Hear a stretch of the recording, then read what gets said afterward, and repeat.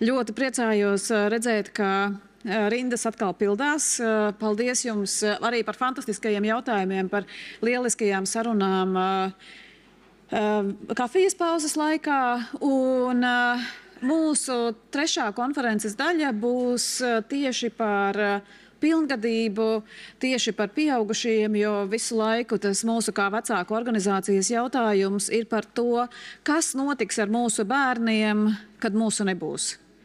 Jā, un mūsu kā vecāku organizācijas lielais mērķis ir iedot maksimāli lielu patstāvību mūsu bērniem, un tas arī tajā brīdī, tad, kad pie mums uz atbalsta grupām nāk bērni 3 gadu vecumā, mēs neiesakām tev iet tajā un tajā bērnu dārzā vai tajā un tajā skolā mācīties. Mūsu lielais jautājums vienmēr ir par to, kādas prasmes tev būs vajadzīgas, kādas ir bērna stiprās puses, kas būs tas, kā viņš varēs tālāk veidot pilnvērtīgu, jēgpilnu, neatkarīgu dzīvi. Un par to, kas te notiek pēc 18 un citiem daudziem sarežģītiem jautājumiem, tagad mūsu trešajā daļā. Un, Margarita, paldies tev. Mēs sāksim ar ļoti intriģējošu, interesantu tēmu, par ko mēs dzirdam aizvien vairāk un vairāk, par autismu un maskēšanos.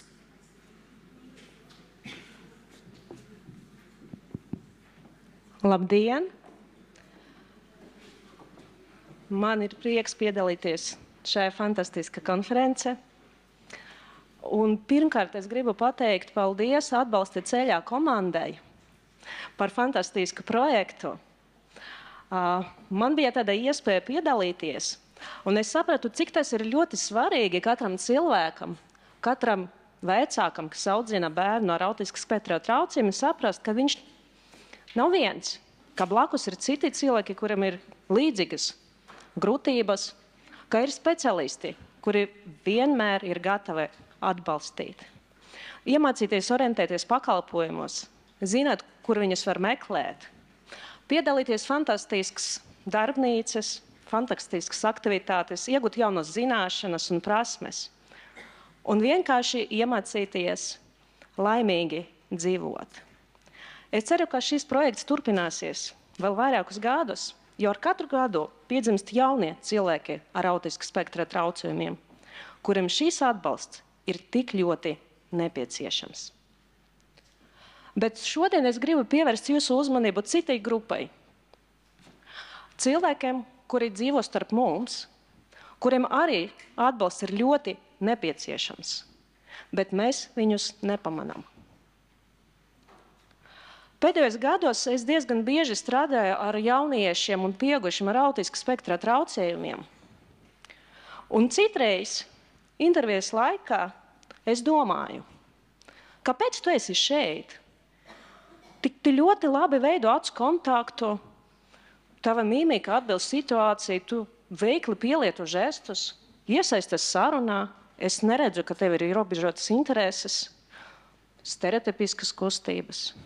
Kāpēc tu domā, ka tev ir autisms?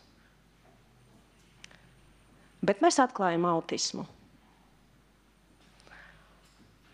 Neredzamais autisms, jeb kas tas ir maskēšanās. Īstenībā ikdiena mēs visi izmantojam maskēšanas mehānismus, lai veiksmīgāk adaptēties, lai paslēptu savas atsevišķas personības daļas, citreiz varbūt atsevišķas kognitīvas grūtības, lai veiksmīgāk funkcionēt un realizēt savus mērķus. Bet cilvēki ar autismu to dara katru brīdi, kad viņi ir sabiedrībā. Un tas nemaz nav tik vienkārši.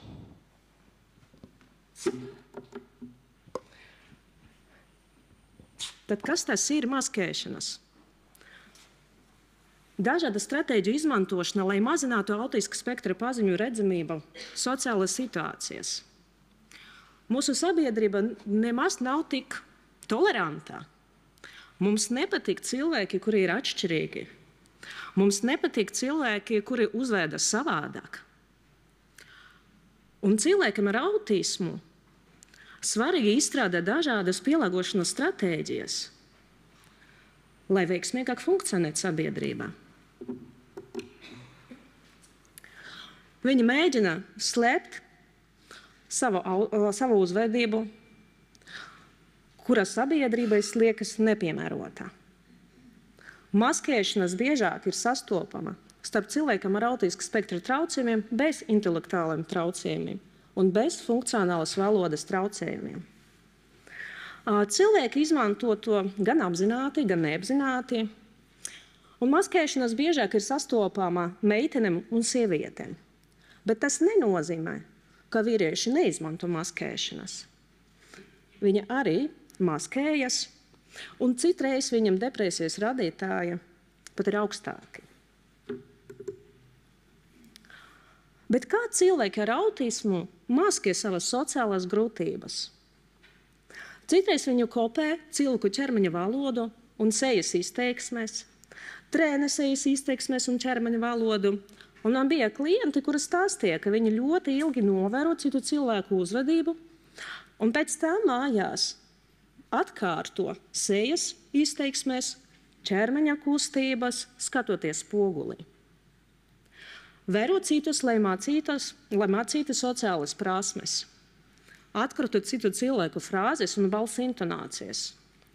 Citreiz pats ieraksta savu balsi diktofonā, lai saprastu, kuras intonācijas ir vislabākas un piemērotākas. Citreiz cilvēki skatās video vairākas reizes pēc kārtas un mēģina atdarināt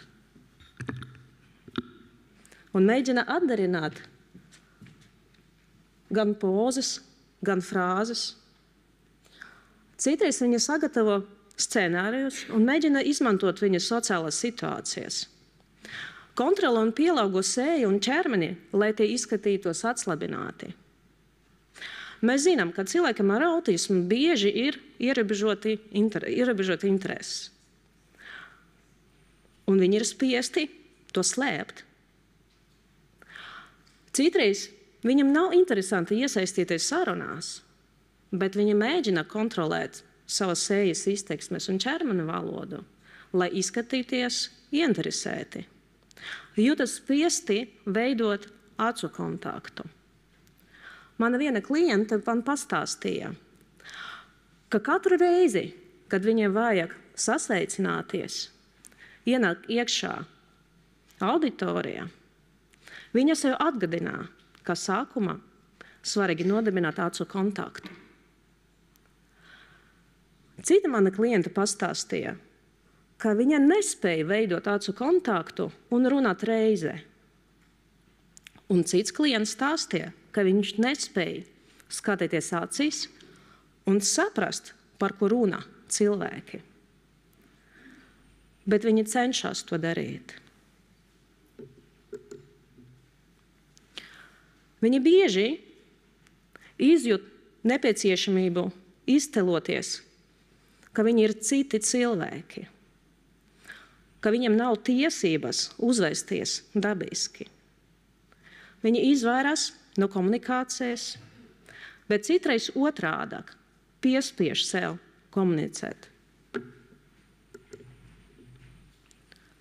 Un no vienas puses maskēšanas palīdz cilvēkam veiksmīgāk adaptēties, integrēties sabiedrībā.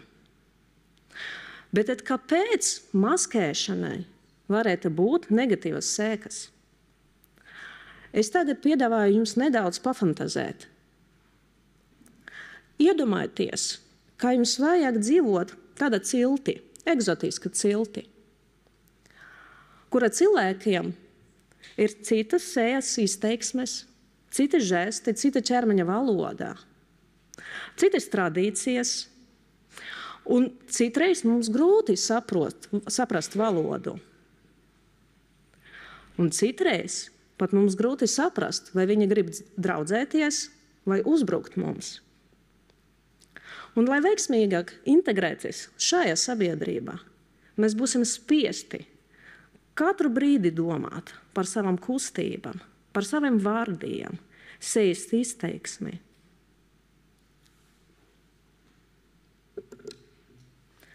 Kā jums liekas, cik ātri jums izveidosies depresija?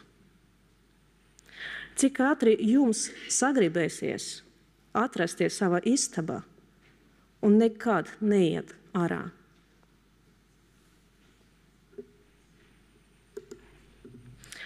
Tātad, kādas ir maskēšanas negatīvas sekas? Ja cilvēks veiksmīgi izmanto maskēšanas mehānismus, viņš var nesaņemt atbilstošu diagnozi vai saņemt nepareizu diagnozi. Dēļ tā cilvēks var palikt bez nepieciešama atbalsta, saņemt neefektīvu terapiju un var iestāties izdegšana. Maskēšanos var paaugstināt depresijas rādītājus un domas par pašnāvību. 80% cilvēku ar autismu ir depresija un paaugstināts pašnāvības risks. Var iestāties distress, sabrukums, cilvēks noslēdzas sevi, iestājas sociāla izolācija, var izveidoties fiziskas veselības problēmas, veidojas zemes pašvērtējums, grūtības identitātes veidošanā un ierobežotas iespējas atrast atbalstu. Šobrīd diezgan bieži sabiedrībā var dzirdēt tādu viedokli, ka, ja cilvēks ar autismu veiksmīgi dzīvo, pabeidz skolu, viņš funkcionē, pat varbūt strādā, tad autistiska spektra traucējumi viņam nav raduši lielas problēmas. Vai ne? Bet cilvēki ar autismu domā savādāk. Es neesmu redzējusi nevienu cilvēku ar autismu, kurš nebija priecīgs saņemot savu diagnozi. Zināšanas par savu stāvokli, par savu autismu var palīdzēt veidot identitāti. Un bieži cilvēkam ar autismu viņi uztver savas iezīmes, ka pozitīvu savas identitātes daļu nemaz negrib atbrīvoties no tiem. Ja viņi zina par savu diagnozi, viņi var mērķiecīgi pielāgot vidi. Ja es zinu, kas ar mani notiek, es varu mēģināt pielāgot vidi darbā vai mājās. Man ir iespējas meklēt atbilstošu informāciju. Es labāk zinu, kā viņu meklēt. Es varu atrast savu kopienu, un iespējams, man būs draugi. Es varu dalīties ar savu pieredzi un saņemt padomus. Man būs iespējas meklēt atbilstošu atbalstu. Pat ja cilvēks ar autismu pats pastāstīs specialistam, ka viņam ir autistiska spektra traucējumiem, specialistam arī būs iespēja meklēt atbilstošu informāciju un palīdzēt efektīvāk. Īstenībā cilvēki ar autismu, uzzinot par savu diagnozi, jūtas atviegloti. Ko viņi pasaka? Manas neveiksmēs nav mana vaina. Tagad es saprotu, ka ir lietas, kuras es vienkārši nevaru kontrolēt. Cik grūti dzīvot, mēģinot kontrolēt kaut ko, ko īstenībā es nevaru kontrolēt. Es neesmu nenormāls neirotipisks cilvēks. Es esmu normāls cilvēks ar autismu. Ar mani viss ir kārtībā. Es vienkārši esmu tāds. Autisms nav šķērslis. Tas ir vienkārši cits veids, kā darīt lietas. Un savā prezentācijas noslēgumā es gribu pateikt, ka pieņemšana ir daudz svarīgāka par iederēšanos. Un varbūt mācīties mainīt savu uzvedību un pielāgoties situācijai vajag ne tikai cilvēkiem ar autistika spektra traucējumiem, bet arī mums. Taču mēs varam būt elastīgāki. Paldies par uzmanību!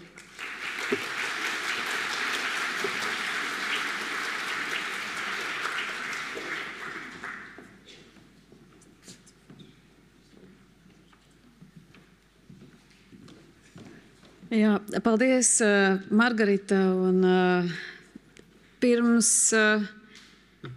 nepilna gada tad, kad mēs sākām arī meklēt resursus mūsu ekstremālās uzvedības atbalsta grupai, Mēs arī pirms tam jau sākām. Mēs sākām brīnišķīgu sadarbību un jaunu draudzību ar Nacionālās psihiskās veselības centru. Es iemācīšos kādā brīdī šo. Un es esmu bezgalīgi pateicīga, ka jūs nākat uz skatuves. Tas ir laiks jums. Un es esmu bezgalīgi pateicīga par to, ka jūs esat atvēruši vaļā savas durvis atbalsta grupām un mūsu vecākiem un arī pieaugušajiem un jauniešiem ar autismu. Un paldies par šo ceļu, ko mēs esam sākuši kopā iet. Un tad došu vārdu jums. Kāds ir jūsu ceļš un kāds ir jūsu redzējums un mūsu kopīgais ceļš? Labdien! Mēs esam tādi labi kolēģi ar doktoru Bezborodovu. Viņš teica, ka viņš šeit ir tā kā talismans. Tad es jūtos gandrīz vēl mazliet neiederīgi šeit. Bet patiesībā mēs esam divi šodien. Dr. Sīle sēž šeit, kas ir mūsu ideja ģeneratori. Un arī braši darbojasies kopā pie šīs prezentācijas. Mana tēma, ko man vajadzētu īsumā noprezentēt par to, kā bērni, kas konsultējas pie bērnu psihiatra, pamazām daži no tiem, ne visi, pāriet pieaugušo aprūpē. Un šīs ir viena no tādām pavisam aktuālām tēmām, kas ir bijusi degpunktā pēdējos gadus 3-4, un ir pat atsevišķs plāns izstrādāts. Līdz tam man likās, ka viss darbojās, bet droši vien tāpēc, ka es strādāju pieaugušo psihiatrijas jomā. Jā, un es nebiju varbūt ievērojis šīs grūtības, bet varbūt, ka šīs grūtības radušās pārējot no bērnu psihiatrijas uz pieaugušo psihiatriju arī tāpēc, ka ir virkni juridisku šķēršļu, virkni tādu stigmas šķēršļu, un pēdējos 3 gados ir pievienojies arī tāds ārkārtīgi pieprasījumu kāpums, un mūsu dienests strādā ar milzīgu pārpūli, un šobrīd pierakstīties pie psihiatra ambulatorija valsts apmaksātā vizītē vairs nav nemaz tik vienkārši tuvāko 2-3 mēnešu laikā. Iesākšu ar to, ka varbūt pastāstīšu, ar ko tad nodarbojas pieaugušo psihiatri. Un šeit ir sakārtotas diagnozes ar pavisam maziem komentāriem tādā SSK-10, jeb starptautiskā slimību klasifikācijas 10. pārskata ietvaros. Vai tam visam ir saistība ar autiskā spektra traucējumiem? Visam nav, bet tomēr bieži vien ir zināmas komorbiditātes un arī bijuši diezgan daudz vētrainas diskusijas pēdējā laikā par diagnožu transformāciju, kas rodās pārējot no bērnu psihiatrijas uz pieaugušo psihiatrijas, un tam pamatā ir šī pati 10. klasifikācija, jo viņa nav atcelta, un joprojām viņā ir rakstīts, ka autisms ir līdz 18 gadiem, un mēs saprotam, ka, protams, ka mūsdienās tā vairs neskatās, bet formāli tā gandrīz vēl sanāk gan.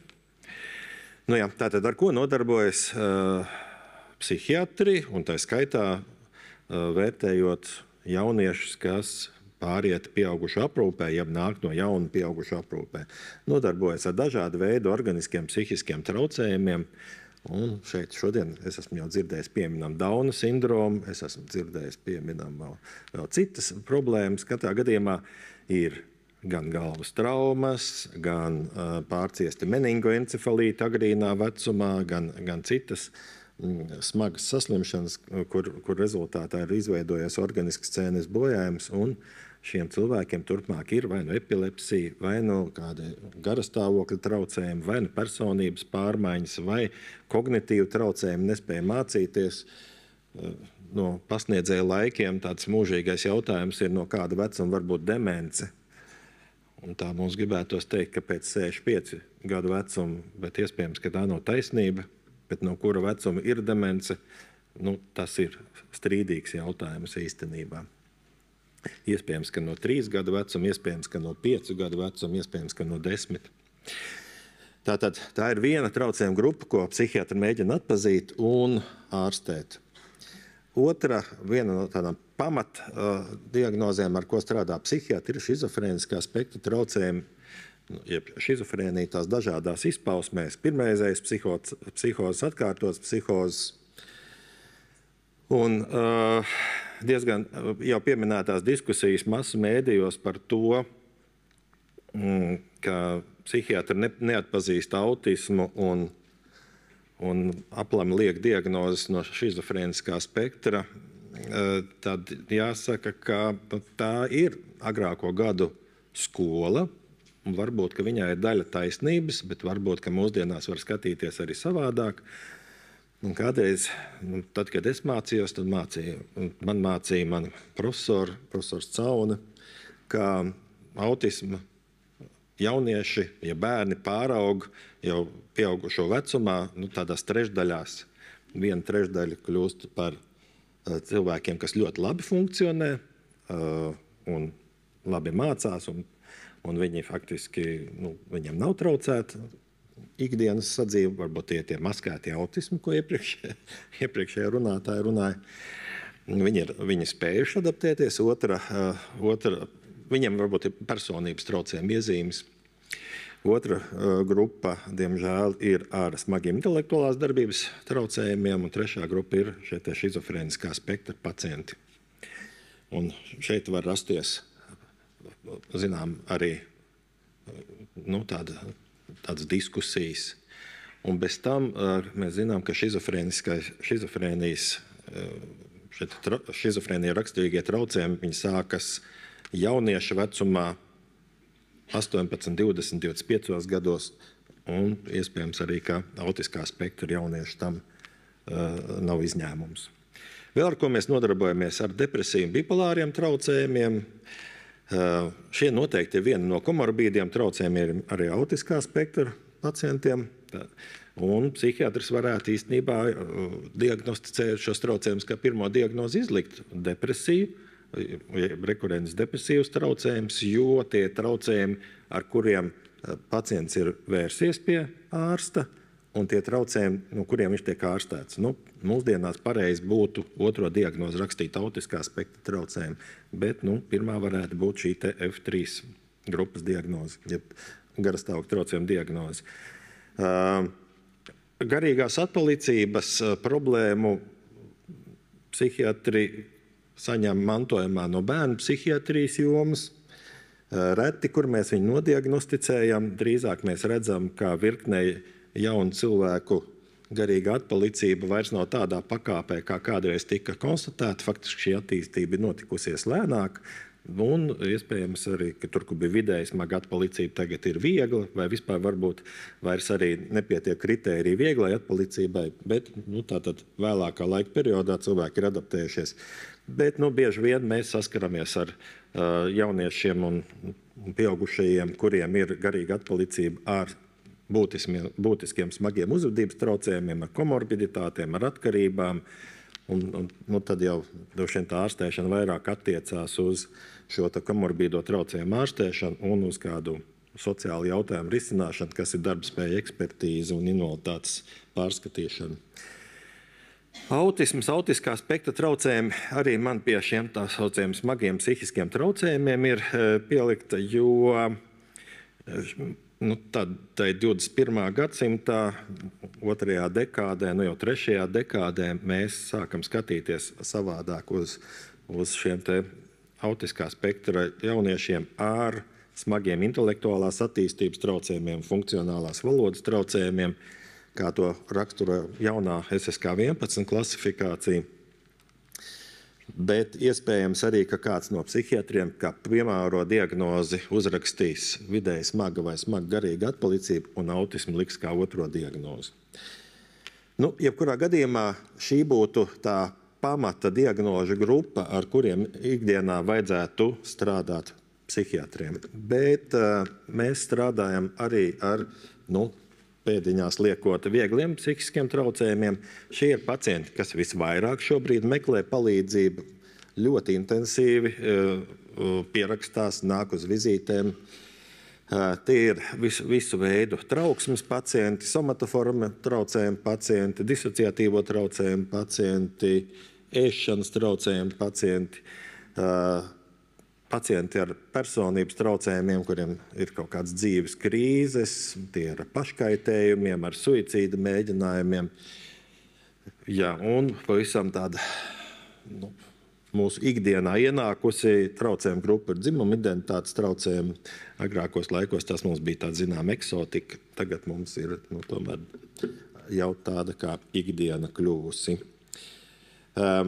Daļa no šiem cilvēkiem varētu meklēt palīdzību ārpus psihiatriskā dienesta, saņemt gan privāti konsultācijas, gan arī pie klīniskiem psihologiem un saņemt konsultācijas un arī sabiedrībā balstītus pakalpojumus, ja tādi būtu labāk attīstīti. Nacionālā psihiskās veselības centrā, kas iepriekš saucās Rīgas psihiatrijas un narkoloģijas centrs, ir arī narkoloģijas sadaļa, kas patreiz piedzīvo mazliet tādu transformāciju, bet jebkurā gadījumā, protams, ka tādā vai citādā veidā mēs nodarbojamies arī ar atkarību diagnostiku, ārstēšanu. Psihiatri tā kā vēsturiski mazliet mazāk, bet izskatās, ka ar vien vairāk arī psihiatri ikdienas darbā ar to nodarbosies. Ko mēs darām? Mēģinam saprast, kas ir pa problēmām, mēģinam pareizi diagnosticēt, iesaistam dažādus speciālistus šajā darbā, klīniskos psihologus, arī dažādas instrumentālās metodes un nosakam ārstēšanas plānu un arī rehabilitācijas dažādus pasākumus. Jāsaka, rehabilitācijas iespējas mums ir stipri kļuvušas vairāk kopš Covid perioda, pateicoties dažādām labām iniciatīvām un arī finansējumam, bet viņas nav pietiekamas, lai būtu pilnā mērā pieejamas visiem pacientiem tādā apjomā, cik mēs varbūt arī gribētu. Arvien mēs mēģinam atdzīvināt agrāko modificēto, nevis agrāko, bet patreizējo, bet ilgāku laiku maz praktizētu elektrokonvulsīvo terapiju, kas izklausās briesmīgi droši vien, bet tomēr ir viens no ārstēšanas veidiem. Transkraniālā magnētiskā stimulācija, mūsu reģionu kolēģi Rīga ir atkal apsteiguši un sākuši ātrāk strādāt. Mums gan Rīgā ir pieejama klīnikā Diamedi, bet Rīgas slimnīcā vēl nav. Psihiatri vēl nodarbojas ar nebeidzamu papīru rakstīšanu, dažādu atzinumu, konsīliju gatavošanu un arī atsevišķi kolēģi ar dažādām ekspertīžu lietām, bet tur varbūt vairāk strādā tiesu psihiatrijas eksperti. Kas attiecas par sociālajiem mācību jautājumiem, pamatā mēs ar to nenodarbojamies, bet mēs sniedzam atbildes dienestiem uz pieprasījumu. Līdz ar to vairāk vai mazāk mēs esam iesaistīti bāriņtiesas kaut kādos lēmumos un arī atbrīvojumos no valsts pārbaudījumiem un tā tālāk. Tas, kas ir Latvijas viens no lielākiem klupšanas akmeņiem un kas šobrīd varbūt būtu strauji jārisina, ir ģimenes ārsta iesaistīšana psihiskās veselības aprūpē intensīvāk, jo manuprāt, šī institūcija prasa pēc tādas varbūt ģimenes ārsti. Viņi nelabprāt, visi ģimenes ārsti nav vienādi, ir kas ļoti ar interesi piedalās šajā procesā, bet tomēr mēs jūtam, ka mūsu ilgstoši ārstējamos pacientiņus ģimenes ārsti labprāt novirza atpakaļ pie psihiatriem, kas atkal mums aizpilda pieraksta vietas, un mēs pa tukšo griežam tādas recepšu izrakstīšanas konsultācijas tā vietā, ka mēs varbūt varētu sniegt kvalificētāku palīdzību. Tas būtu mums tāds tuvākā laika darbs, kā to risināt varbūt. Bet, ja mēs runājam par pāreju, tad Nacionālā psihiskās veselības centrā jau vairāk kā pusgadu darbojas plāns, un plāna autore sēž šeit pat trešajā rindā, dr. Sīla ar metodisko centru. Mēs esam diezgan daudz par to diskutējuši, un beigās tas ir izdevies, un viņš faktiski strādā. Ir kontaktpersona, kuras dati atrodam mūsu mājaslapā, kas saņem informāciju par tiem jaunajiem cilvēkiem, kuri varētu no bērnu psihiatra pārnākt uz pieaugušo praksi. Uz šodienu jau šo iespēju ir izmantojuši 60 cilvēki. Tas gan nenozīmē, ka citiem jauniem cilvēkiem būtu kaut kādi ierobežojumi pierakstīties pieaugušo praksē, jo psihiatrs ir tiešās pieejamības speciālists. Tur pie psihiatra drīkst pierakstīties ik viens Latvijas iedzīvotājs. Arī bez pieraksta vēl labāk būtu, ja būtu izraksts no bērnu psihiatra vai no ģimenes ārsta, bet jebkurā gadījumā pārējais process ir jau nodrošināts, un ir tātad speciālists, kas iepazīstina ar informāciju, kāda būtu dokumenti jāsagatavo pirms psihiatra konsultācijas, ko varētu gaidīt no šīs konsultācijas, kad varētu un kā varētu pierakstīties, un arī palīdz pierakstīties. Un tad kopumā šī pirmreizējā konsultācija ir efektīvāka un varbūt arī tālākā sadarbība ir veiksmīgāka. Kaut kā tā. Bet jebkurā gadījumā šo informāciju var iegūt mājaslapā Nacionālajā psihiskās veselības centram. Šodienas tēma ir autisms un ar autismu saistītās problēmas. Jāsaka, ka Rīgas psihiatrijas vai Nacionālajam psihiskās veselības centram, šis nosaukums jau veselu mēnesi mums ir, tāpēc. Jā, mums ir maz atsevišķu programmu, mērķētu programmu, un pasaules prakse ir šķiet, ka tāda neviennozīmīga. No vienas puses ir tendence aicināt un veidot mērķētas programmas, ēšanas traucējumu pacientiem, panikas pacientiem, pirmreizēju psihožu pacientiem. No otras puses ir arī viena no idejām, ka tomēr būtu jākonsultē, palīdzība jāsaņem iespējami lielākam cilvēku skaitam, kam tā ir nepieciešama.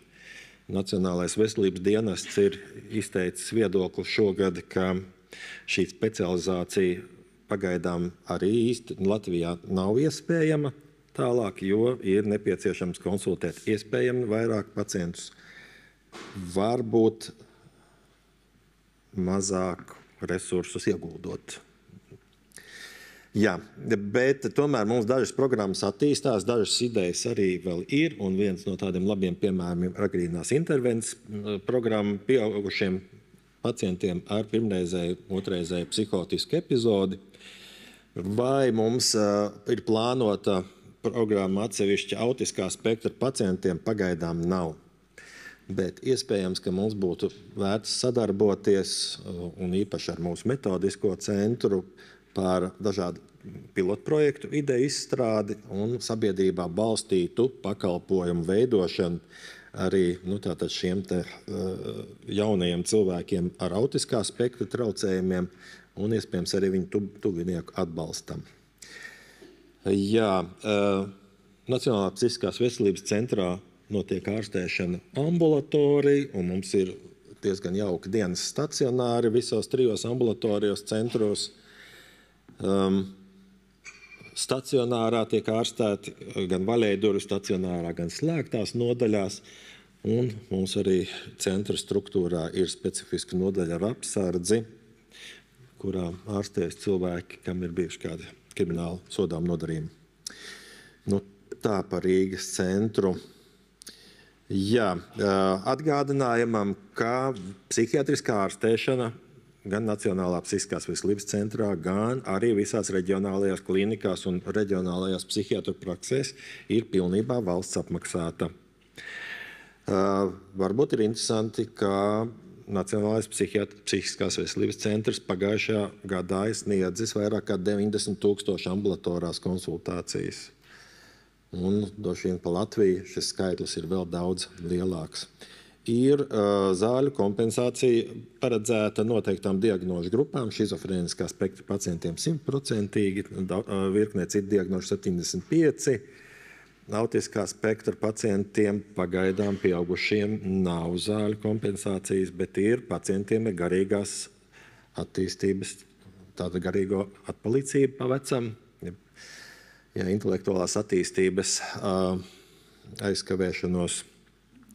Līdz ar to šeit arī parādās kādreiz diagnožu transformācijas, kā pirmā diagnoze tiek uzrakstīta nevis autiskais spektrs, bet garīga atpalicība, un tad ir iespēja saņemt uzvedības traucējumiem attiecīgi medikamentozu ārstēšanu valsts apmaksātu. Jā, ambulatori mums psihiatri tātad nespecializējas uz kādām diagnožu grupām. Varbūt tas ir labi, varbūt netik labi. Bet mums parādījušies ir arī citi speciālisti, ļoti maz ambulatori, bet tomēr ir psihologi, māksloterapeiti, fizioterapeiti, ergoterapeiti, bet visi šie pakalpojumi ir paredzēti dienas stacionārā, komandas ietvaros un darbojas diezgan labi. Tuvākā gadā plānojam pilotu projektu ietvaros pārņemt no Somijas interneta kognitīvu behavioral terapiju, kas ir daļēji asistēta. Tas varētu palielināt piekļuvi psihoterapijām, jo, kā zināms, pie klīniskiem psihologiem, psihoterapeitiem arī nemaz tā piekļūt viegli nevar. Ir arī sociālā darbinieka pakalpojumi pieejami mūsu struktūrās, bet tas vairāk ir saistīts ar dažādu dokumentu atjaunošanu un kaut kādu sadzīves problēmu risināšanu. Un pavisam jauns pakalpojums, kur mēs patreiz testējam, ir mobilās brigādes, bet varbūt tas uz autiskā spektra pacientiem neattiecās, bet varbūt. Latvija ir no tām valstīm, kur ir veselības ministrija un labklājības ministrija, divas ministrijas, kas nevienmēr labi saprotās savstarpēji. Un mēs nevienmēr labi zinām, ar ko nodarbojas labklājības ministrijas pakļautībā esošās struktūras. Dievs dod zināt, ar ko psihiatrijas joma nodarbojas. Jā, un iespējams, ka labklājības jomas institūcijas dara virkni lietu līdzīgi kā arī psihiatrijas iestādes. Es domāju, šeit ir mākslas terapijas iespējas, šeit ir iespējams arī psihologu konsultācijas, ergoterapeiti, bet šis virziens tomēr ir uz sociālo labklājību, labjūti, funkcionēšanu sabiedrībā un tā tālāk. Mēs mēģinām medicīnas jomā virzīties uz dažādu traucējumu ārstēšanas pierādījumiem, balstītu ārstēšanu. Dažkārt arī sanāk. Jā. Vēl, protams, viena no problēmām ir tā, ka līdz 18 gadiem pie ārsta bērnus un jauniešus var vest vecāki un uzstāt dažādās vecuma posmos ar dažādu intensitāti, bet 18 gadu vecumā tomēr vairs tā nevar būt. Ja vienīgi nav ierobežotas rīcības spējas, bet patiesībā arī šai gadījumā nevar nevienu piespiedu kārtā aizvest pie psihiatra uz ambulatoru konsultāciju. Jā, līdz ar to nekas viens cits neatliek, kā mēģināt sarunāt ar visu diagnožu spektra pacientiem vai arī gaidīt, kamēr šis cilvēks nokļūs kādā nelāgā situācijā un tiks stacionēts pret viņu gribu psihiatriskā slēgta tipa stacionārā. Tā tas ir. Un arī, protams, ģimenes jautājums mēs nevaram sakārtot psihiatra kabinetā. To ir jārisina citās institūcijās. Kaut kā tā.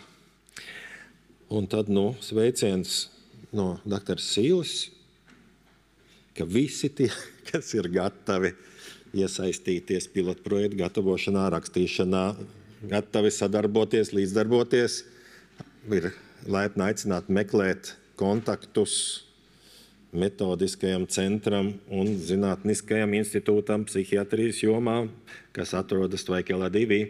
Tā kā laipni lūgt sadarboties. Paldies!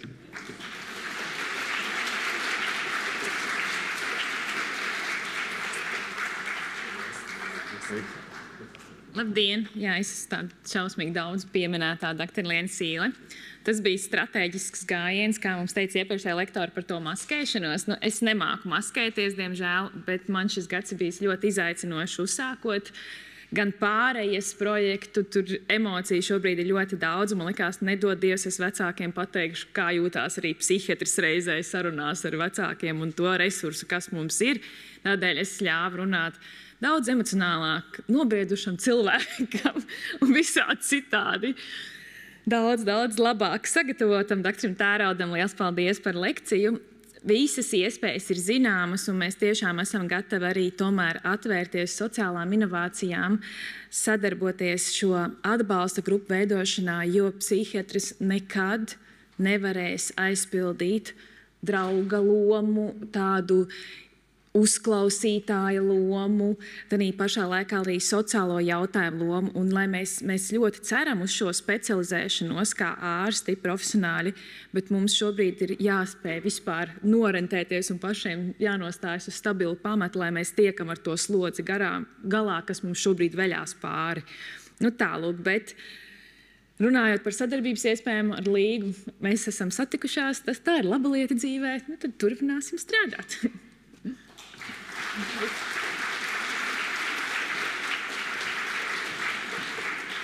Un, Elmār, par tiem talismaniem.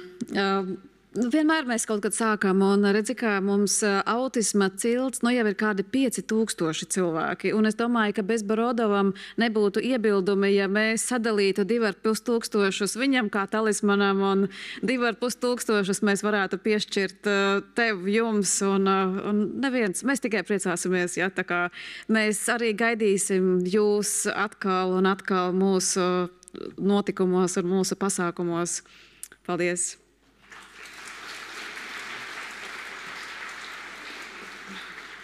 Un mums ir vēl vieni draugi, es uzreiz Pusauģu resursu centrs. Mums ir vēl, cik jauki, ka tu esi te, es tev nepamanīju. Mums ir vēl vieni brīnišķīgi sadarbības partneri un draugi Pusauģu resursu centrs, pie kā mēs arī atgriežamies jau gadu no gada dažādās lomās. Un paldies tev par, paldies, ka jūs esat, paldies, ka jūs mācaties, un līdzīgi tāpatās, kā tagad, Tērauds izgāja pa durvīm, un es varu pateikt, pirmo tikšanās reizi, tā kā es biju, es teicu, es nākšu vēl, es ņemšu vecākus līdzi, un mēs turpināsim nākt, un mēs arī turpinam iet, un mēs turpinam uzdot jautājumus, tāpatās arī Pusauģu resursu centru, mēs vienkārši turpinam nākt un daudzīties pie jūsu durvīm, kamēr tiek tās atvērtas, un paldies, par jūsu darbu, un vārds tev. Jā, labdien visiem! Paldies, Līga! Tā ir. Mēs cenšamies tikt līdz Pusauģu resursu centrā ar tuvāk. Ok, es centīšos tā mierīgi stāvēt.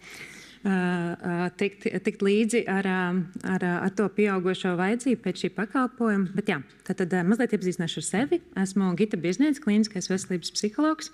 Un šodien pārstāvu šeit savu organizāciju Pusauģu resursu centru, kurā esmu Rīgas filiāles vadītājs, strādāju ar speciālistu komandu un arī klīniskā praksē ar bērniem un pusauģiem. Un tas, ko varbūt es šodien esmu nākusi kā tāds pieredzes stāsta vēstnesis, man nebūs ļoti daudz izglītojoša materiāla, ko jums stāstīt, jo noteikti mēs Pusauģu resursu centrs un arī es tā skaitā kā klīniskais speciālists, nekādi nevaram pretendēt uz šo te lomu, ka mēs esam eksperti autismu jomā. Pilnīgi noteikti nē. Bet tas, kas mēs esam pa visu Latviju tāds izplatījies tīkls, padarot bērniem un pusauģiem Latvijā pieejamāk mentālās veselības pakalpojumu kā tādu. Un nedaudz pastāstīšu par mūsu pieredzi, kā šajā pakalpojumā parādās un ko tad mēs varam paveikt vai piedāvāt bērniem ar autiskā spektra traucējumiem. Jā, uzreiz varbūt iezīmēt uz nosaukums tā skaļa skan, tā kā varbūt jaunietis ar autismu, tad tur droši vien svarīgi saprast, ar kuru autiskā spektra galu tad Pusauģu resursu centrs saskarās vai ko mēs piedzīvojam, un tad mēs varbūt vairāk redzam tiešām šo jaunieti ar augstāku funkcionēšanu, to, kurš ir tāds savā funkcionēšanas ziņā, gan valodā, gan intelektā attīstītāks. Un tad runāsim arī par to, ko mēs viņiem darām. Tā, es tagad mēģināšu tikt uz priekšu. Tā. Nu, kas tad ir tas, ko mēs pamanām? Droši vien nekas jauns priekš citiem klīniskajiem speciālistiem ir viens tāds aizvien tomēr stāsts visā Latvijā. Apzināja kolēģis pirms nāca pie jums un mēģināja saprast, kāds ir Vidzemē, kāds ir Latgales pusē un kāds ir Kurzemē. Un viss ir viens un tas pats, ko dzird no speciālistu komandām, ir šis te nepamanītais jaunietis. Un viena tendence, ko var padalīties, ko mēs redzam, ir tāda pārēja no pamatskolas uz vidusskolas posmu, kad pēkšņi mums jaunietis 10. klasē uzrodās ar grūtībām. Ar grūtībām, kad atsakās iet uz skolu, nevar saprast, vai šis tehnikums, kurš izvēlēts, vai vidusskola tagad būs derīgs. Un iepriekš kaut kā viņš tur ir cīnījies un ticis galā ar to pamatskolas posmu, un vidusskolā vecāki samana, kad ir ļoti liels grūtības, un tad mums nonāk šis jaunietis, kas tad atbilst viņa grūtības tam mūsu programmai. Viņš nonāk programmā, mēs sākam skatīties un pētīt, kas tad varētu būt par iemeslu šīm te grūtībām, un var samanīt šīs tautiskā spektra pazīmes, kuras varētu būt pamatā grūtībām adaptēties šajā jaunajā situācijā, jaunajā lomā vidusskolnieka, jaunajā vidē, skolotājos, vienaudžu grupā, kas attiecīgi bieži vien mūsu pieredzē beidzās tālāk tālmācības izglītības programmā, kad jaunietis vienkārši pāriet uz vēl lielāku izolāciju nekā varbūt viņam jau tā izolētais dzīves stils nosaka. Tad tas, ko mēs darām šajā posmā, ja esam saskārušies ar tādām aizdomām, ka šeit varētu būt tautiskais spekts, mēs piesaistam, protams, arī savus psihiatrus no mūsu pusauģu resursu centra komandas, supervizējamies, kovizējamies gadījumos, mēģinām saprast, kas tas ir, lai palīdzētu arī pašam jaunietim saprast, kas tad ar viņu notiek, un bieži vien jaunietis arī tiek pie diagnozes. Tad nākamais, ko jūs redzat, ir, kad jaunietis vēršās ar sūdzībām par trauksmi un nomāktību, un šeit jau var būt arī iespēja, kad jaunietim ir diagnosticēta tautiskā spektra traucējumi, viņam ir pietiekama laba funkcionēšana, viņam ir valoda, viņam ir pietiekams komunikācijas, sadarbības, saziņas spējas, un vecāki pamana, kad trauksme vienkārši ir tāds ļoti līdzās pastāvošs emocionāls stāvoklis cilvēkiem ar autiskā spektra traucējumiem, tad vecāki samana vai pats jaunietis samana, ka tas ir kļuvis grūtāk izturams vai vecās stratēģijas vairs nestrādā, kas arī bieži vien mēdz būt kādos pārejas posmos. Bieži mēs to redzam ar 12 gadniekiem, tad redzam ar nedaudz vecākiem jauniešiem, kuri jau sasniedz pusaudzību, 15, 16 gadu vecumā.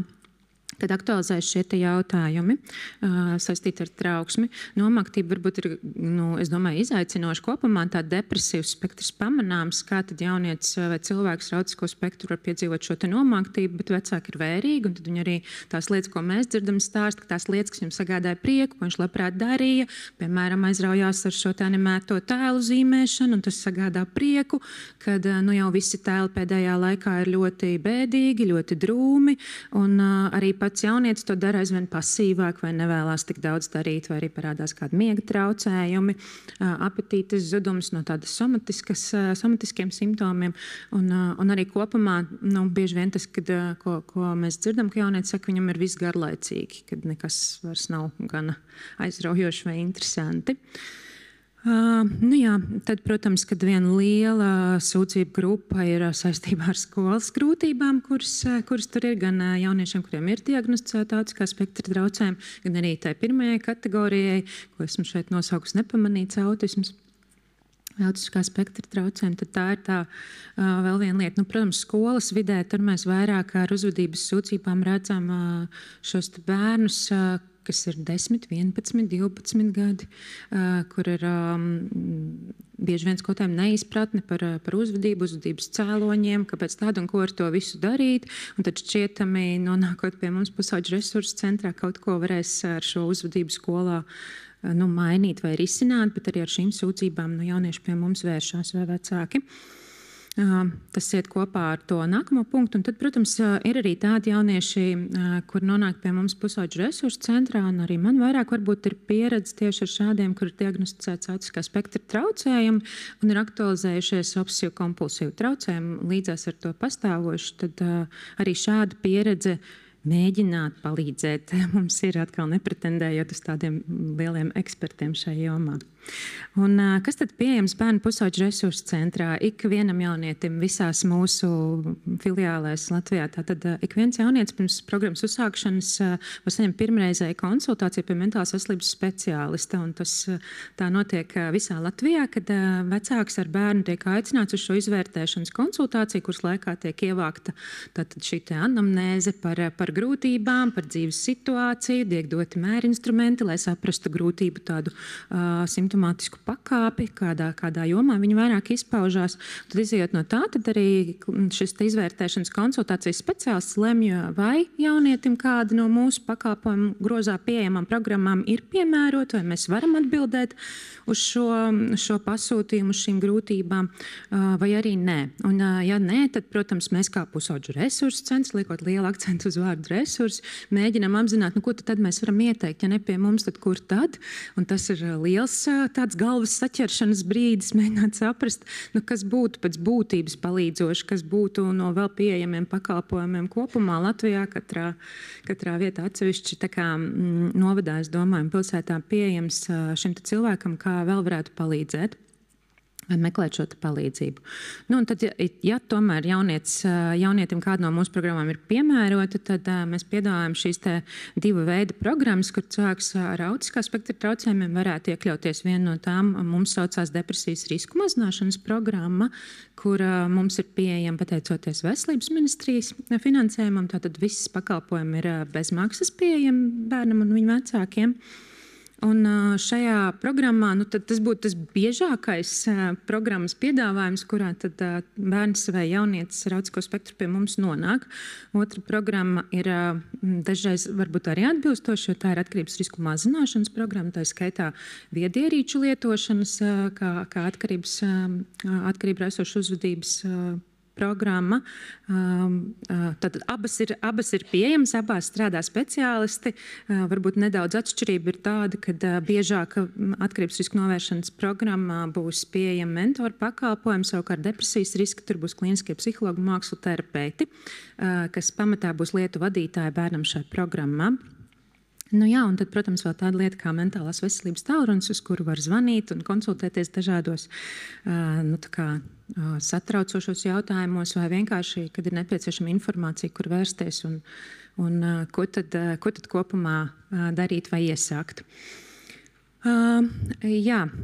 Domājot vēl par to, kas paliek kā aizvien aktuāls jautājums, ko mēs samanam kā tādu, varbūt tās grūtību. Protams, ka kā resursu centrs mēs gribam darboties, un bieži vien resursus es viens pats ar cilvēku kabinetā neesmu. Īpaši arī domājot par autisko spektru, tur ir liels akcents liekams arī uz vidi, kurā viņš aug un attīstās, un ja pasūtījums ir uzvedības grūtības skolā, diezgan grūti viņas ir atrisināt divatāru bērnu sēžot kabinetā. Un mēs pusauģu resursu centrā visi neesam uzvedības speciālisti, kas specifiski var strādāt ar kādu sarežģītu uzvedību. Tad mēs mēģinam saprast, kāds tad varētu būt atbalsts esot skolā, kā mēs varam sadarboties ar skolu un palīdzēt uzrunāt vai risināt jautājumus, kuri tad tur ir sabrieduši kā nerisināmi vai grūtības radoši abām pusēm, gan ģimenei un jaunietim, gan arī skolai, pedagogiem, un tad mēģinām saprast, kāds varētu būt labākais risinājums. Tad ļoti interesanta situācija ir ar to, ko darīt ar dažādām aktivitātēm arī ārpus oficiālās izglītības, jo tā ir viena no jomām, kur, protams, strādājot depresijas risku mazināšanā.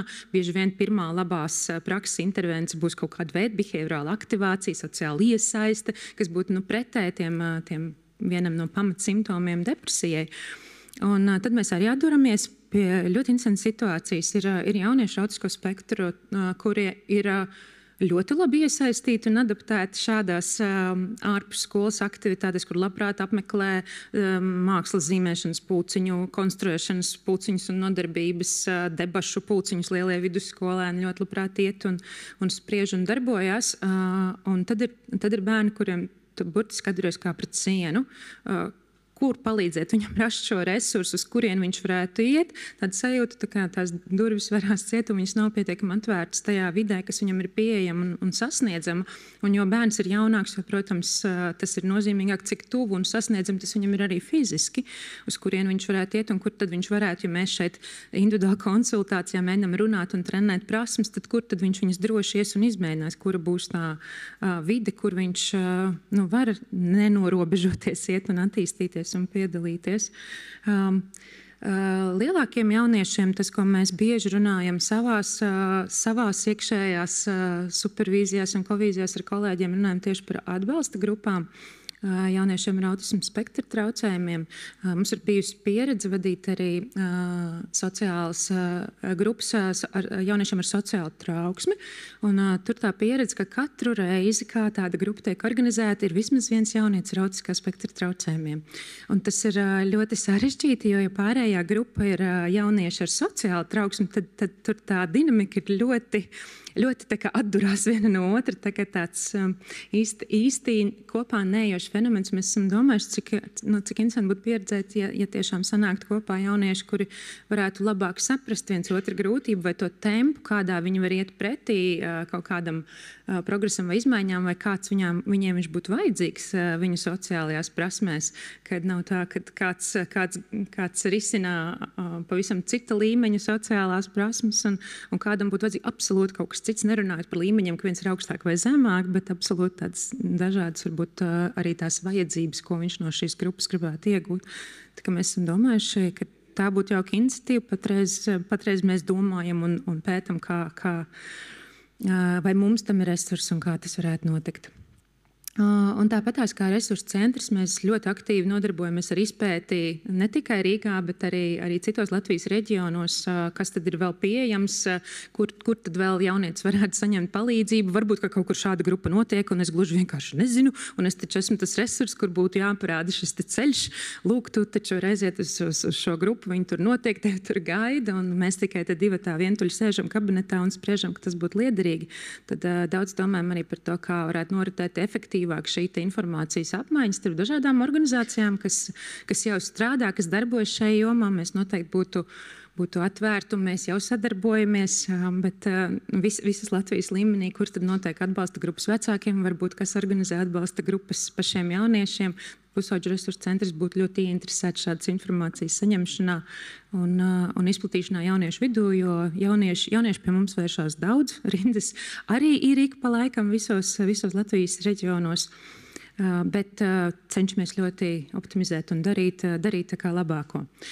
Neviena no tām programmām, ko es iepriekš pieminēju, protams, nav tāda, kad viņa būtu ļoti mērķēta un specializēta, piemērota no jaunietim vai bērnam ar autiskā spektra traucējumiem, bet tas, ko gribas uzrunāt, gan savus kolēģus, kur varbūt ir šeit, gan arī jebkur citu speciālistu, ko mēs ikdienā darām. Mēs vienkārši mēģinām saprast, kā mēs to varam pielāgot šim konkrētajam cilvēkam, kas ir atnācis, kas ir tas, kas viņam varētu būt noderīgi, kā to pašu, piemēram, behaviorāla aktivācija ar fizisku aktivitāti vai tādu veselīgu dzīves stilu ieviešanu, vai kā viņam palīdzēt ieraudzīt, ka kaut kādas lietas, varbūt tās, ko viņš šobrīd ir izvēlējies darīt, nav tā kā viņam palīdzošas vai veicinošas. Mēs varam palīdzēt ieraudzīt, saprast arī bērnam vai jaunietim ar autismu, kuram mums būs jāpielāgo, nevis viņam būs jāpielāgojas mums, bet mums būs jāpielāgo mūsu instruments, mūsu valoda, mūsu pašu uztvere un sapratnē par kaut kādām lietām. Tā kā mēģinam strādāt, cik labi mākam, kā mākam, un turpināt attīstīties. Viennozīmīgi viens punktiņš pie tā, kas aizvien aktuāli pietrūkt arī, kad speciālistiem droši vien nekad nebeigsies izglītības process un darbošanās. Jā, un tad varbūt tās noslēgumā, man šķiet, ka es tik uztraucos, ka kaut ko neiekavēju. Šeit ir saraksts ar visām pusauģu resursu centru filiālēm Latvijā, kur viņas ir pieejamas un kā viņas ir sasniedzamas. Ekrānā var redzēt arī mentālās veselības tālruni, pa kuru var sazvanīt tieši mentālās veselības speciālistu un uzrunāt. Un, jā, kad neesam eksperti, bet daram, ko varam, un esam ar atvērtām durvīm. Paldies!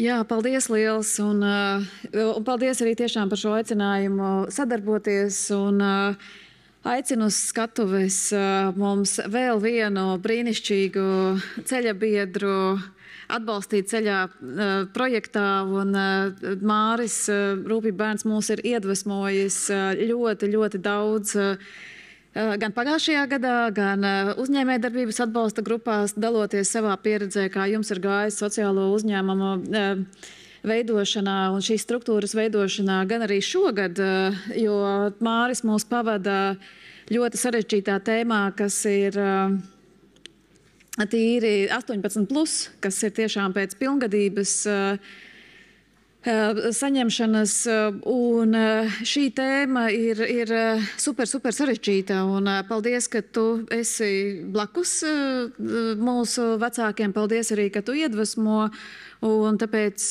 arī es vēlējos tev lūgt dalīties tavās pārdomās par šo ceļu, kas mūs gaida tālāk.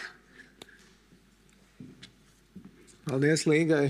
Tur bija prezentācija ne manējā, bet tur bija rakstīts, sieva teica, ka vajag prezentāciju, manējā neteica, tāpēc es nesagatavoju.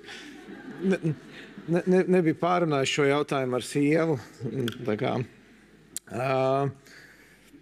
Bet neliels atskats no tā, ko es dzirdēju šodien iepriekš pirms manis un ko es sev piefiksēju pirms maniem runātājiem, kas runāja pirms manis, ir pirmā atziņa, kad varbūt tās būtu nepieciešams sev pārbaudīt kortizola līmeni organismā.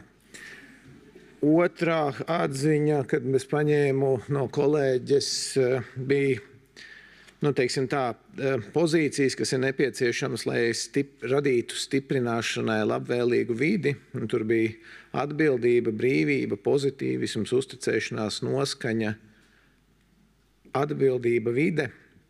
Un, manuprāt, tas ir būtisks ne tikai domājot par cilvēkiem ar autismu, vai tas ir būtu svarīgs jebkurā darba vietā, jebkurā profesijā, jebkurā mikro cilvēku kopienā, un vienlaicīgi man kā arī basketbola trenerim komandas veidošanā. Nākamais, ko es paņēmu no Bezbarodo kunga, pa ko es aizdomājos, viņš minēja, ka viņš vadīja ekstrēmās uzvedības grupas. Es pagājušu nedēļu biju ar sportu saistītā nozarē, kur bija vecāki, kuru bērni iet ekstrēmos sportos. Un es tā aizdomājos, kad ir ekstrēmās, daudz ir ekstrēmo grupu.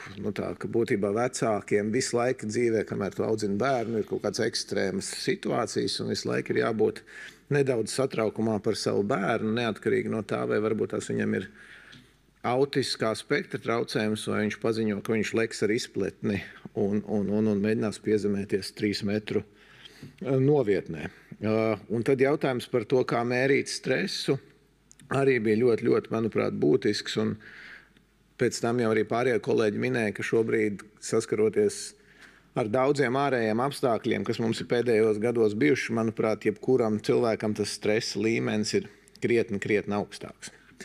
Bet Līga man jau vairākus gadus aicina runāt ar vecākiem, kuri audzina vai kuriem ir bērns, kurš kādā brīdī sasniegs pilngadību, un lai gan tā skaitās pilngadības grupa, mūsu grupā ir vecāki, kuriem ir šobrīd bērni 7, 10, 11 gadu vecumā, un katru reizi es ļoti iedvesmojos no tās grupas par to, cik daudz spēka ir šiem vecākiem, jo es vienmēr to esmu apgalvojis, bet, manuprāt, nav pasaulē lielāku supervaroņu kā vecāki, kas audzina bērnus ar īpašām spējām.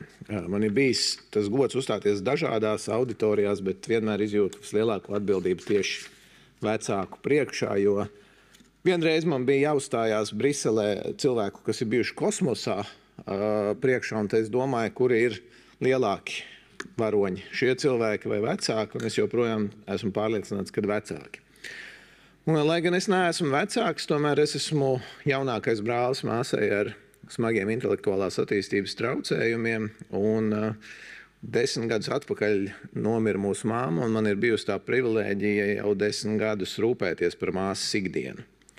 Papildus tam jau 20 gadus es vadu organizāciju Rūpibērns, kas veido, rada sociālos pakalpojumus cilvēkiem ar invaliditāti, koncentrējamies lielākoties cilvēkiem ar intelektuālas attīstības traucējumiem, bet to vidū ir dažādas diagnozes. Tā skaitā arī mums ir dienas aprūpes centrs pilngadīgām personām ar autismu.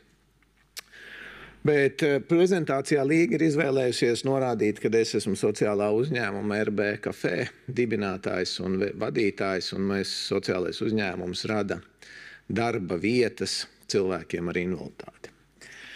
Un tad, ko es jums varētu šādā konferencē pateikt, lai stiprinātu un dotu iedvesmu?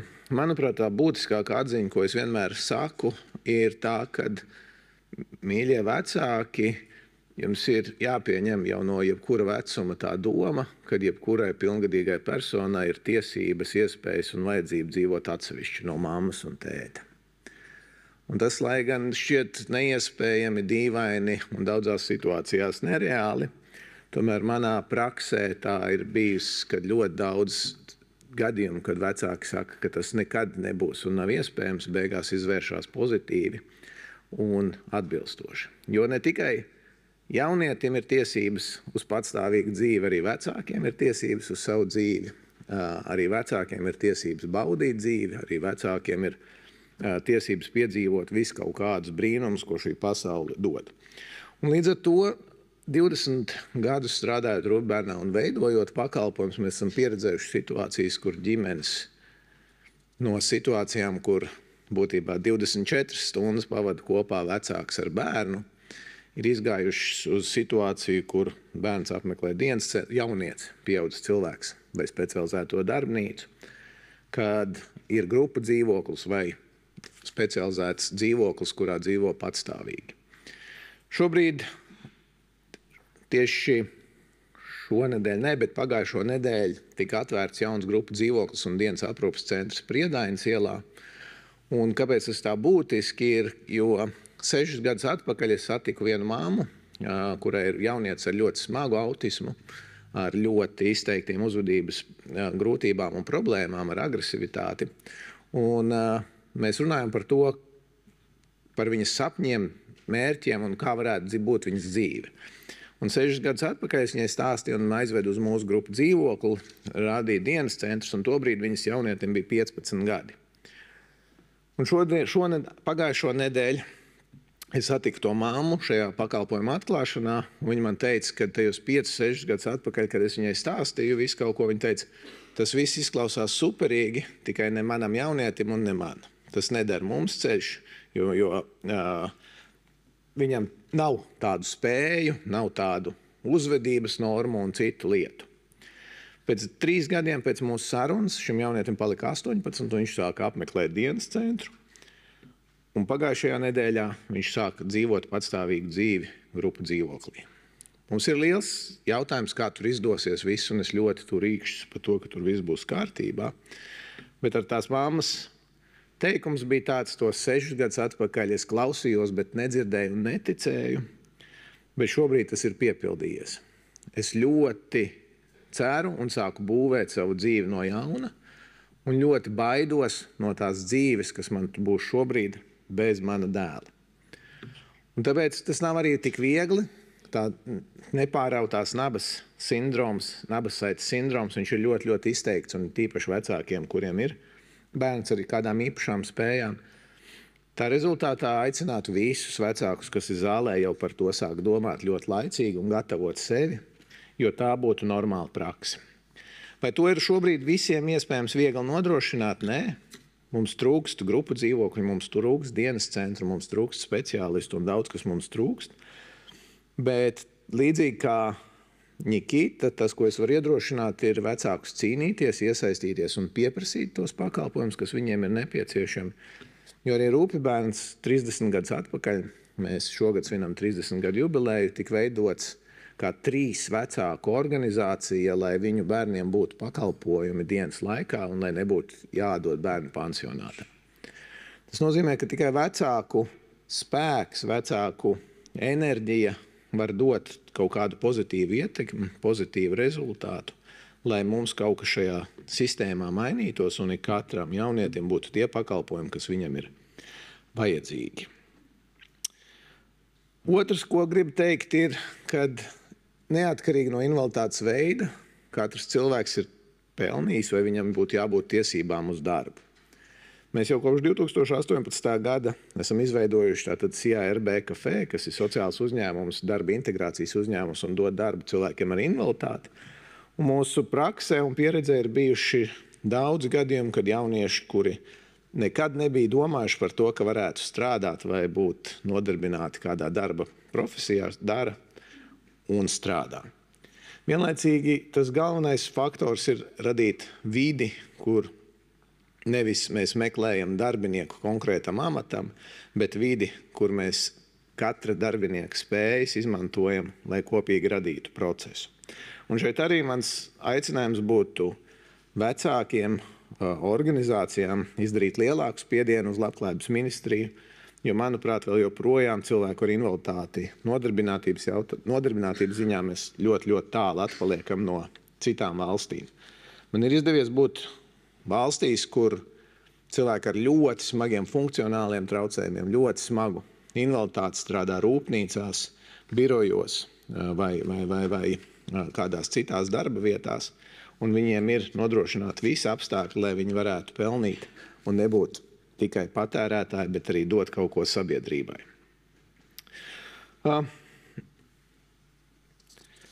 Noslēgumā es gribu pateikt, kad paldies visiem tiem vecākiem, kas piedalījās šajās apmācībās vai šajās grupās, ko mēs jau 2 gadus veidojam. Man vienmēr liekas fantastiski, kad cilvēki var atrast laiku, lai sevi vēl pilnveidotu un izglītotu, nestoties uz ļoti, ļoti aizņemto laiku un daudzām pienākumiem, kas viņi ir. Un es esmu pats ļoti spēcinājies no visiem vecākiem, kas piedalās šajās grupās, jo jūsos ir spēks, pacietība, kas ir ļoti, ļoti iedvesmojoši. Paldies!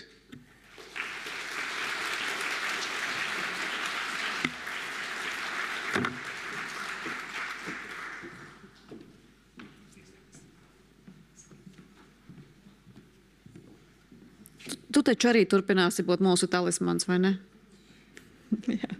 Jā, paldies tev par šo kolosālo tradīciju un paldies par tavu gudrību un tavu mieru un to, ka tu pavadi ceļā. Un es arī aizdomājos, klausoties tevi, ka tad, kad es ejot pie savām draudzenēm, tad viņas saka, kā tu neesi bijusi tajā izrādē, tu neesi redzējusi to mākslinieku, jā?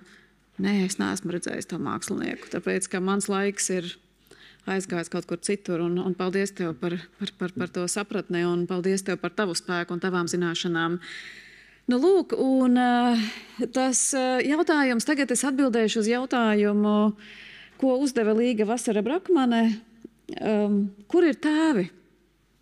Nu, kur viņi ir? Es neredzu. Jā, un tā būs mūsu nākamā prezentācija par tēvu grupu. Un aicināšu viņus uz skatuves, es viņus vēl neredzu. Otrā pusē viņi ir, ak, Dievs, jā, jūs no otras puses nākat, cik tas ir neparasti, jā.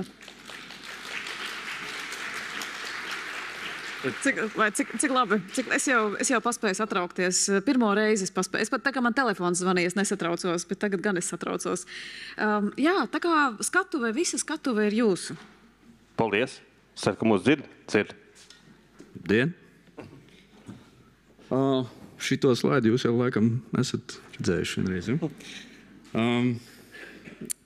Kā Līga Bērziņa iepriekš teica, ka bērni, kur ierodās autisma apvienībā, pēc kāda brīža, viņiem tur viss ļoti labi sanāk. Nu, ar tēviem ir drusku sarežģītāk. Jā, nu, mēs esam tēva atbalsta grupas dalībnieki, un es gribētu jūs iepazīstināt ar mūsu grupas vadītāju, cilvēku ar, nu jau ļoti retu vārdu, lūdzu aplausus, Jānim. Paldies.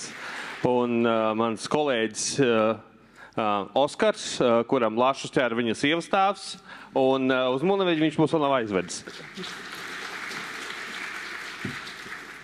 Nu, kā jūs redzat, slaidā jā, tad princips, ja sieva saka, ka ir jātaisa tēva atbalsta grupa, nu, tā tad ir jātaisa tēva atbalsta grupa. Jā, tieši tā, kā te minēts un ka te liek priekšā, un, protams, tāda mani kā grupas vadītāja, lai gan es saku, ka tā ir mūsu grupa, kā tēvu grupa, un es sevi īsti varbūt neuzskatu tādu par, jā, varbūt par neoficiālu vadītāju, bet tā ir mūsu visu kopējā grupa, un es uzskatu, ka mēs esam diezgan līdzvērtīgi visi tajā attiecīgi. Kā var nomainīt? Jā, mēs tagad mēģinām nomainīt slaidu, jā. Strādā, jā. Super. Tātad, kā jūs redzat, jā, par pamatu tēva atbalsta grupai tika ņemta Somijas pieredze. Somijā tātad tēvi sākotnēji devās baseina apmeklējumā kopīgā. Nu jā, viņi vienkārši aiziet uz kādu krogu vai iet uz saunu. Nu, mēs vēl uz to tiecamies. Šobrīd mēs esam bijuši velo izbraucienā kopīgā, esam apmeklējuši vairākus muzejus. Un man te tā ienāca prātā, kāpēc mēs vēl ar tiem Somijas tēviem neesam satusējuši. Jā, es arī nesaprotu, jā. Uz ko skatās un mums vajag pasākumu ar viņiem, paskaties pieredzi dalīšanās un tādā garā. Jā, un vēl svarīgāks jautājums ir, kāpēc mūsu sievām šis te jautājums neienāca prātā? Jā, nu ejam tālāk. Jā. Jā, tātad par mērķiem un uzdevumiem, ja jūs paskatāties tagad zālē, vai jūs redzat daudzus tēvus, vīrus, bet viņi ir susliki tādi. Jā, un tāpēc mūsu uzdevums ir radīt drošu vidi, lai viņi var pie mums ierasties, padalīties ar savu pieredzi, ar savām problēmām un saņemt atbalstu no citiem tādiem pašiem suslikiem. Jā, kā par suslikiem runājot, ir kā tā anekdote par to, kad pāris nopietni iekarsus viņiem ir diskusija, jā, un puisis, kas saka, tādā uzplūdā, saka, nemodini mani zvēru, un viņi saka, es nebaidos no tavu kāmīšu, jā. Tātad papildinot to visu ir pat tieši tā, kad tēva grupa, mēs šobrīd esam varbūt tādā formātā, ka mēs tiekamies virtuāli, varbūt ne tāpēc, ka mēs varbūt viens no otra baidamies vai kaut kā savādāk. Mēs vienkārši esam pa visu Latviju izmētāti, ja tā var izteikties, un līdz ar to tāpēc mums tāds virtuālās tikšanās ir tāds pierastāks formāts un varbūt vieglāk arī tādā piedalīties nekā kaut kur braukt, bet mums arī bijuši arī fiziskas tikšanās, mums arī bijuši, kā jau Oskars minēja, izbraucieni, un arī par tiem mūsu mērķiem, protams, tas viens ir satikties, atbalstīt vienam otru, bet tai pašā laikā arī ir kaut kādas lietas, ko viens tu nevar izdarīt, un tāpēc ir vajadzīgs atbalsts, ir vajadzīgi vairāk cilvēki, un arī, protams, mēs arī tagad varam pārstāvēt mūsu tēvus, ik pa laikam izjūtīt viens otru, kā šeit šodien, jā, mēs ar Oskaru esam, lai pārstāvētu mūsu grupu, mūsu tēvus, jā. Tātad tālāk, ko tad mēs darām? Jā, nu te var nedaudz palasīt, jā, bet, nu, šīs ir tās aktivitātes, ko mēs līdz šim esam jau darījuši. Un tagad īpašais paldies Raimondam un Inesei. Jūs tur kaut kur esat. Jā, nu, aplaus. Par pasākumu organizēšanu Kuldīgā, klātienē. Un jā, tagad varam atzīties, ka Kuldīgas mazo ieliņu labirintā mēs jau jūtamies krietni labāk. Jā. Jā, un tātad, ko mēs darām? Kā teicu, tad mēs tiekamies, mēs sazvanamies, runājamies, mēs dalāmies pieredzē, un viena no lietām arī patiesībā Un pa lielam mēs vīrieši izrunājām visu pirmajos 3 Zoom zvanos, tāpēc pēc pārgājām uz formātu reizi mēnesī. Savādāk mums tiešām aptrūkstās, diemžēl, vai par laimi, par ko runāt. Bet mēs esam pieslēgušies arī citām lietām, tādējādi, kad, kā jau te minēju, mēs braucam ekskursijās, braucam piedzīvojumos, tur velospēdiem, vēl kaut ko citu daram, arī aicinām pie mums vieslektorus. Par šobrīd ir bijis viens, tāpēc mēs domājam, kādi varētu būt nākamie, kas mums pastāst par savu pieredzi, arī par darbu grupās un grupu vadīšanu, jā, un, protams, arī ideju ģenerēšanu, ko tad mēs kopistiski vai kopīgi varētu izdarīt. Un, jā. Te arī ir pierādījumi, fotopierādījumi to, ka mēs ne tikai te stāstam visādas pasciņas, bet patiešām mēs rekur braucam un, kā arī minēts, mums ir savu WhatsApp grupu un var redzēt stūrīti augšā, mēs dalamies ar pieredzi, kur var dabūt lielāko atlaidi vai labāko atlaidi, 3+ karti. Jā, šī rubrika mūsu WhatsApp sarunās kļūst jau arvien regulāri, jā, varētu nosaukt to par kuru 3+ kartes atlaidi tu vēl neko nezināji. Tieši tā. Nu, tas tēviem ļoti, ļoti patīk, jā. Tā, te gan nav tā bilde no tās ekskursijas, tā kuldīgi saules brūzī, vai ne? Jā. Par to laikam vēsture klusē. Jā, bet, protams, kā es arī darbā cerēju stāstu, kad intervēju cilvēkus un saku, ka nav pie mums visi rozā un varavīksnes un vienraģi. Tāpat arī, protams, arī grupās ir savi izaicinājumi. Viens no tiem, protams, ir, kā jau teicu, uzņemt to inerci, jo visi mēs arī tēvi esam aizņemti. Un bieži vien arī tur parāda varbūt aktīvākie, kas mēs tur esam. Mēs tur esam gandrīz visos zvanos. Daļa pieslēdzās tur uz katru 2. vai 3. reizi. Bet, jā, tad uzturēt un izņemt šo inerci un virzienu, tāpēc mums vajag ir svaigas asinis, tā kā jūs droši stāstiet, ka šāda lieta pastāv un kad var droši pievienoties. Un, jā, līdz ar to, kādas ir nākamās tēmas, ko mēs varētu parunāt, un arī, bet lielākais mums izaicinājums ir jaunu biedru iesaist un aktīva darbība.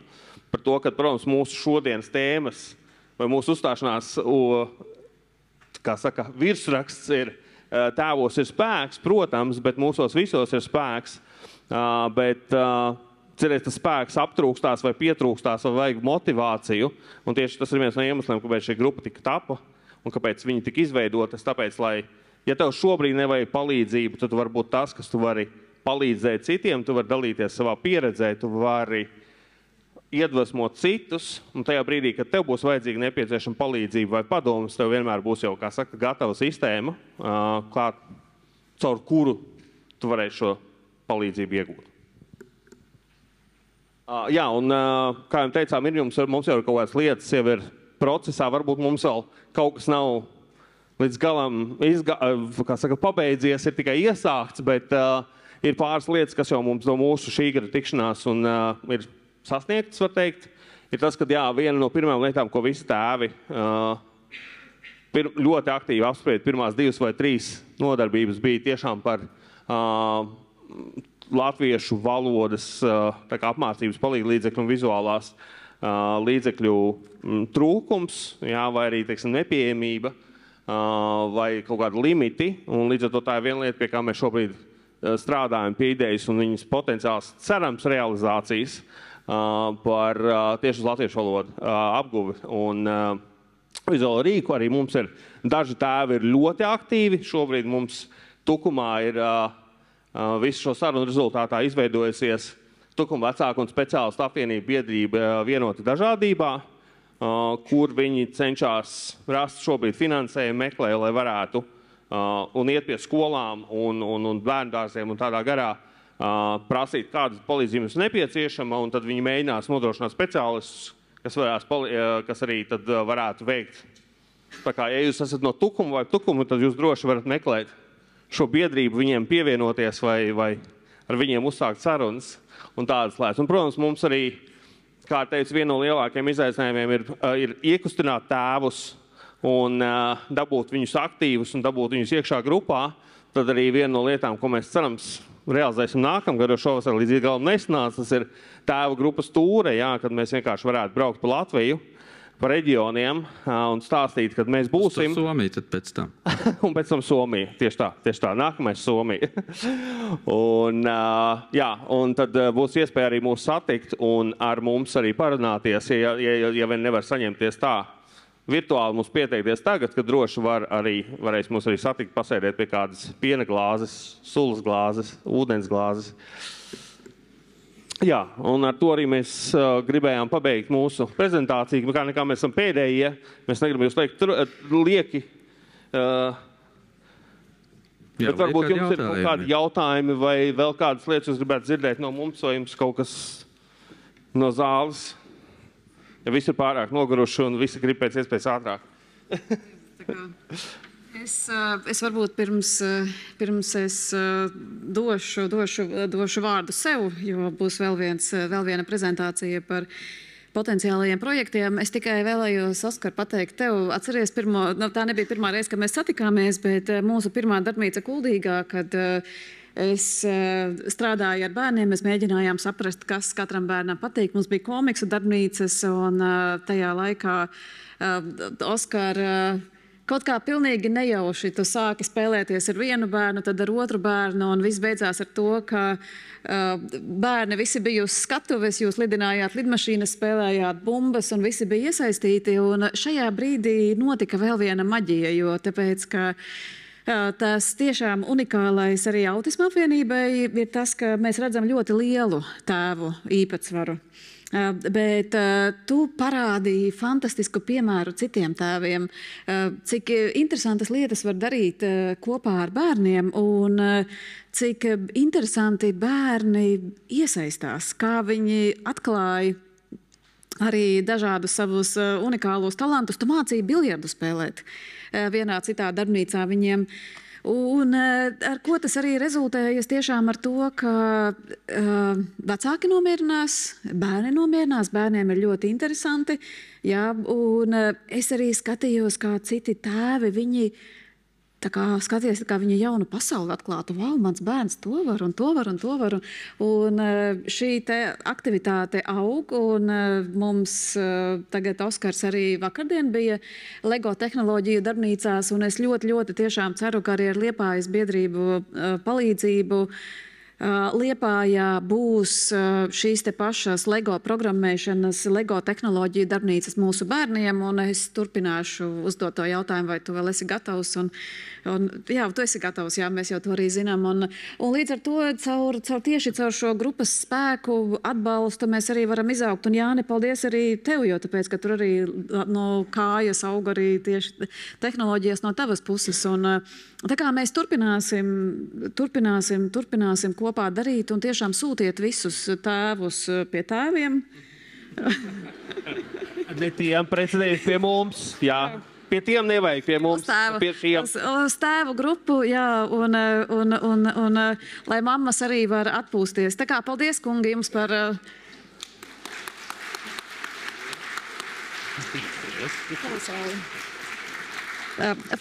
Jūs vēl neskrieniet lūdzu prom. Man ir jāparāda vēl daži slaidi, ja drīkst noslēgumā.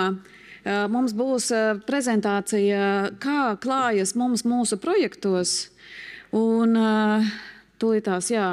Tad pavisam ātri es izskriešu cauri, lai jūs zinat, kas ir jādara, ko jādara, jo tā Autisma apvienības, es domāju, ka lielais spēks un jauda ir tajā, ka mēs cenšamies paši gandrīz neko nedarīt.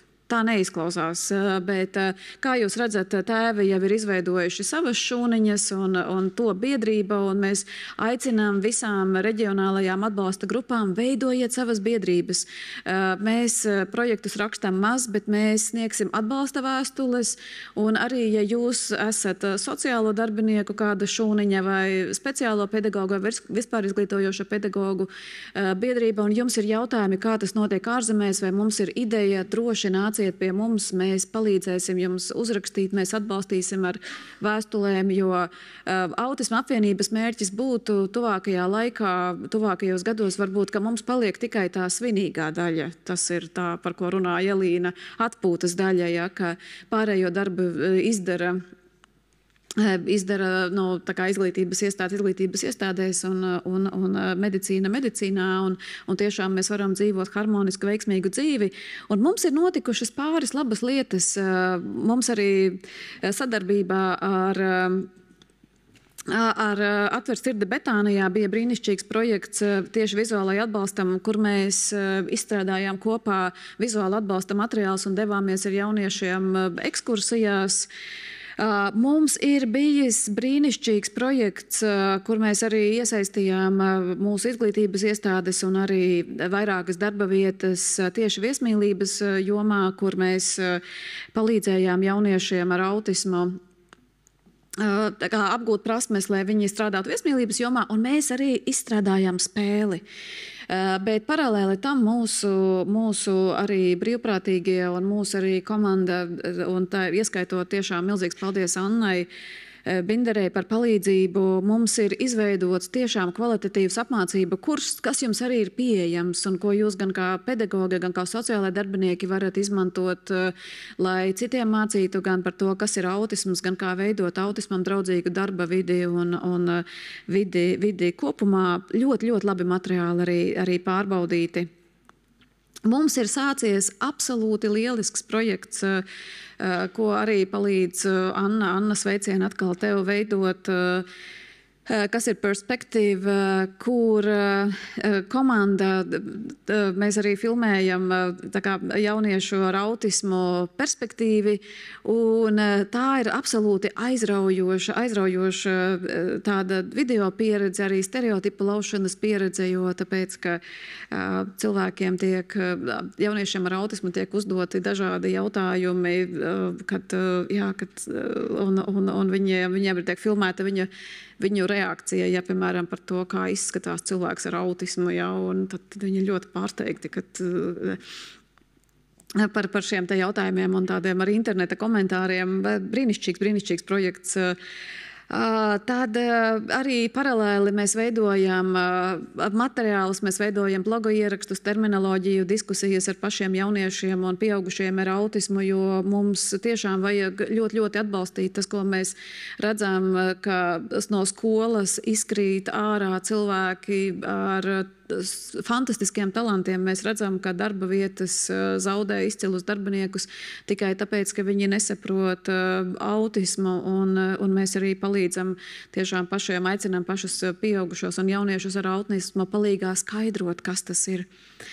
Un mums ir sācies unikāls projekts ar Mars, kas ir brīnišķīgu kompāniju, brīnišķīgu komandu, Žužannu, kas ir bijusi Autism Europe prezidente, kur mēs beidzot Latvijā izveidosim ļoti labu, skaistu, visaptvarošu materiālu par gan ko darīt pēc diagnozes iegūšanas, gan arī tādu ceļvedi, kā rīkoties dažādās situācijās, jo, ko arī šodien jau jums speciālisti minēja, ka bieži vien, ja tā diagnoze tiek saņemta vēlīnos posmos vai skolas sākumā vai arī vidusskolas sākumā, tas bieži vien nenozīmē, ka sistēma ir kļūdījusies. Vienkārši līdz šim bērnam bieži vien ir palaimējies ar vidi, gan ar ģimeni, gan izglītības iestādēm, un grūtības parādās kādos pārmaiņu posmos, kādās jaunās vidēs, un šajā brīdī šī ceļa karte ir nepieciešama gan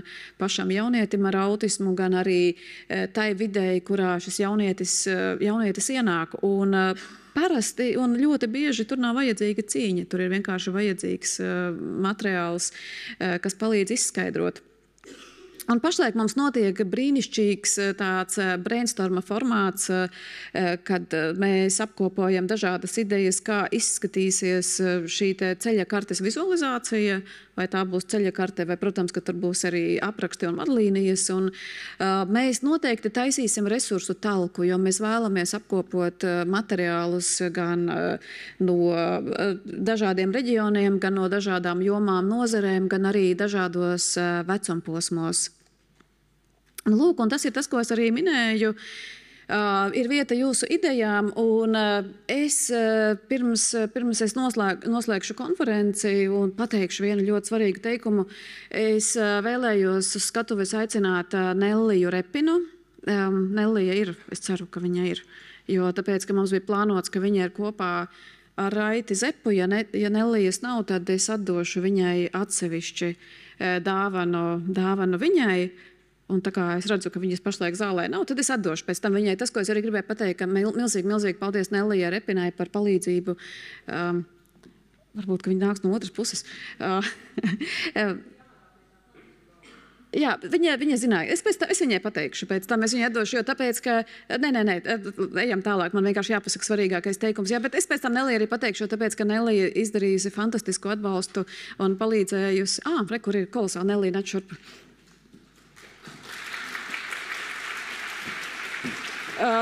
Nellijai ar Raiti bija paredzēta īpaša vieta scenārijā, jo tāpēc, ka tad, kad mēs sākām atbalstīt ceļā projektu un tajā brīdī, kad mēs sākām arī vizuālās atbalsta darbnīcas, tad Nellija bija tas cilvēks, kurš pateica, ka mēs taisīsim vizuālā atbalsta darbnīcas vietās, kur nekā nav. Un Nellija ir tas cilvēks, kura ir lauzusies iekšā visneiespējamākajās situācijās un palīdzējusi arī risināt, izglītot, un jā, man bija īpaša vieta tev un Raitim paredzēta šajā visā scenārijā, bet es atdošu tev šo īpašo balvu un īpašo dāvanu, un es jau tev atsevišķi teicu to, ka es ļoti ceru, ka visas tavas zināšanas par sistēmu mēs izmantosim, lai veidotu dzīvi labāku un kvalitatīvāku gan mūsu bērniem, gan arī viņa vecākiem. Un es ceru, ka tev būs arī ceļavārdi kādi mums. Un paldies par to fenomenālo darbu, ko tu dari un ko tu esi paveikusi. Un paldies par tavu ceļu.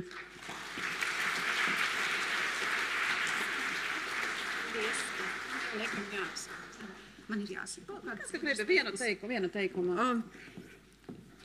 Es pirmo reizi laikam esmu šeit runātāju vietā, jo visus gadus, sākot no pirmās konferences, es biju tas mazais rūķis aiz skatos, un daudzi noteikti, kas no tiem laikiem mani pazīst, tā kā ir tā kā ar mani sastapušies kaut kādā komunikācijā. Bet mani ceļavārdi, jā, es nebiju gatavojusies, jo Līga man mīl pārsteigt. Bet tas man varbūt arī patīk. Bet mani ceļvārdi. Pirms daudziem gadiem, kad es sāku darboties autisma apvienībā, man liekas, ka vienā no pirmajām sarunām ar Līgu mēs runājām par to, kad ir sistēma, kura nestrādā labi un no kuras izbirst daudzi bērni, daudzi mūsu bērni. No dotās pozīcijas es Līga teikšu tā, patiesībā sistēmas nav. Ir interešu grupas, kas bīda kādas noteiktās mērķa auditorijas intereses. Mums ir jākļūst stiprākai mērķa grupai, lai veidotu to sistēmu un bīdītu tās mūsu mērķa grupas intereses. Jo tur nav ko. Paldies! Es zinu, ka es atkal izgāzu visu, vai ne? Tu teici, ka man patīk pārsteigt, bet tu nepaliki parādā. Jā. Tā mēs ar Līgu daudzus gadus. Tā mēs arī darām. Bet tā arī vajag. Nevajag būt ērtiem viens otram. Vajag vienkārši tā mēs arī nonākam pie tā tālākā rezultāta. Paldies tev, Nellija. Un mums ir garš ceļš kopā ejams, jo mums ir bērni ar speciālām vajadzībām. Un trakums ir tāds, ka dažiem no viņiem arī.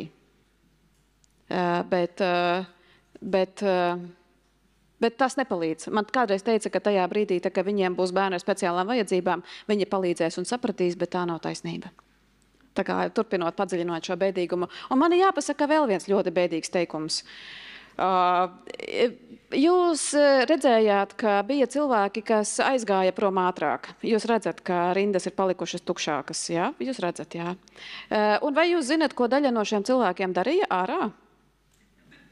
Viņi bulijoja brīvprātīgos, tāpēc, ka viņi gribēja parakstīties. Jā, un lapas bija pie Nellijas, tāpēc Nellija bija ārā, jo tāpēc, ka tur ir vajadzīga ļoti liela mentālā slodze, lai tur stāvētu. Un to mēs zinām katrā konferencē, pēc konferences, un šajā brīdī, tad, kad bērns nonāk sociālajā dienestā, tajā brīdī, tad, kad viņš nonāk dienas centrā vai skolā, viņi saka, mēs neko nezinām, mums nav resursu, mums nav zināšanas, bet, diemžēl, tas ir tas, ko mēs piedzīvojam no apmācības pēc apmācībām, ka mēs piedāvājam vislabākos speciālistus, cilvēki ieslēdz kameras un aiziet gulēt. Un citreiz viņi aiziet gulēt, un viņi neizslēdz kameras.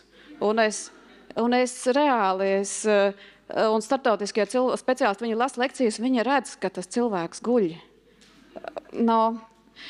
Jā, un paldies jums visiem, es gribēju pateikt, tas jums vienkārši jāzina, kad ir lietas, kas notiek aiz sienām, jo mums liekas, ka šeit viss ir tik labi, un kā tika mēs sadodamies rokās un ejam uz saulē no tāli, bet es laikam noslēgšu, es nespējuši Nikita pateikt, tā kā tu to teici, bet tas ir pārfrāzējot arī no Nellijas teikto, un arī Nikita, varbūt, ka, nezinu, vai tu vari uzkāpt uz skatuves un pateikt to vienu teikumu, ka jāstrādā tā, lai sistēmai būtu neiespējami.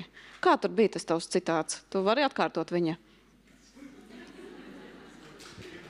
Jā.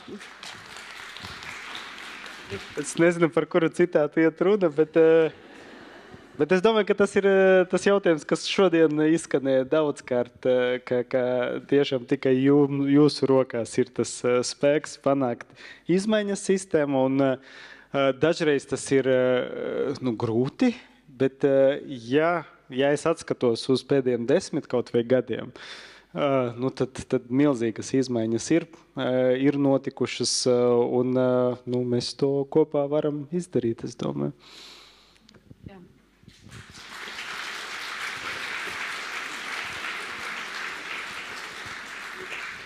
Paldies, un atslēgas vārds tiešām ir kopā, un tiekamies nākamajos pasākumos. Rītā būs brīnišķīga darbnīca, jūs varat uzvedība LV paskatīties, Elīnai būs par patoloģisko pretošanos prasībām. Es zinu, ka daļa no jums jau ir pieteikusies. Un 7. februārī ir Klusums klasē konference, un nākamā Autisma apvienības konference būs šajās telpās 12. un 13. decembrī 2025. gadā.